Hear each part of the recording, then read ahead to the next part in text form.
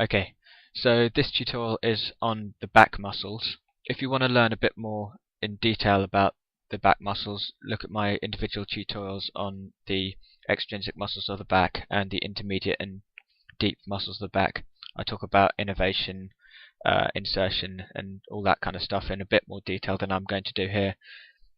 So I'm just going to work from superficial to deep and point out some of the major muscles that you should know about.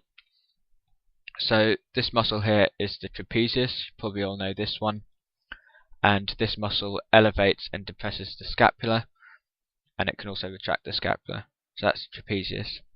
You've got the latissimus dorsi here, which is Latin for the broadest muscle of the back, and this is the biggest back muscle obviously. And this muscle inserts onto the humerus, so it adducts, extends and internally rotates the humerus. So just working our way deeper, just underneath the trapezius you've got the rhomboids, the rhomboid major and the rhomboid minor. And these muscles attach to the scapula, and they function to keep the scapula pressed against the thoracic wall. And when the trapezius is contracted, they can retract the scapula. So here you've got the levator scapularis, and this muscle, as you can see, it attaches to the top of the scapula and it elevates the scapula when it's contracted. So that's the levator scapulae, these two muscles here. So those muscles which I've just covered are the extrinsic muscles of the back. Now we're going to be working our way deeper to the intermediate muscle there. And here you've got the serratus posterior superior and the serratus posterior inferior. So you can see these muscles, they attach to the ribs, and the superior one elevates the ribs and the inferior one depresses the ribs. So that these are the intermediate muscles involved in respiratory function. So now we've got the deep muscles of the back, the intrinsic muscles, which are responsible for the movement of the spine and the head.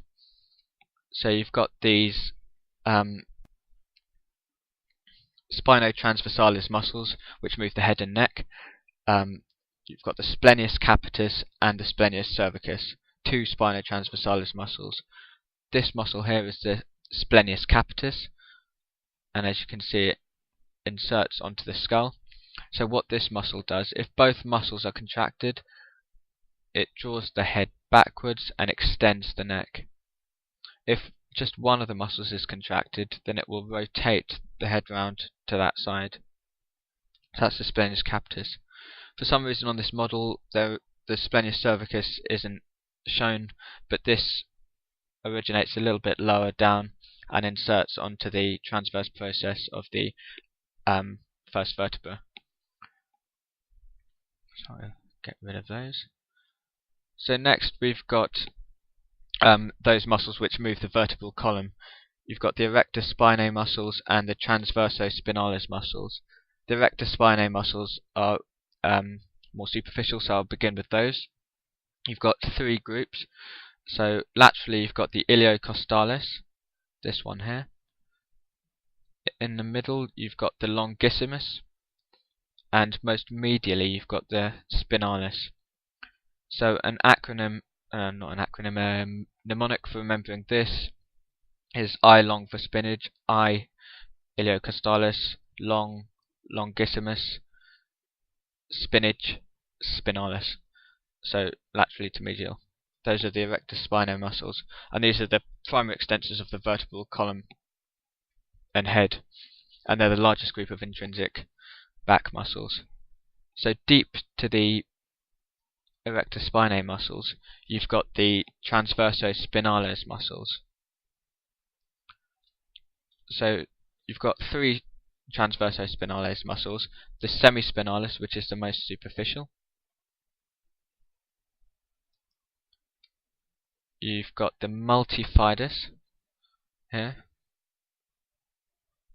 and then most deep you've got the rotares muscles.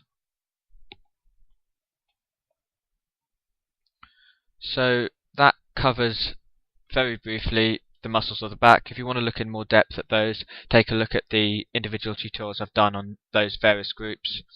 But hopefully that's useful and you just shows how which muscles are deep, which muscles are superficial.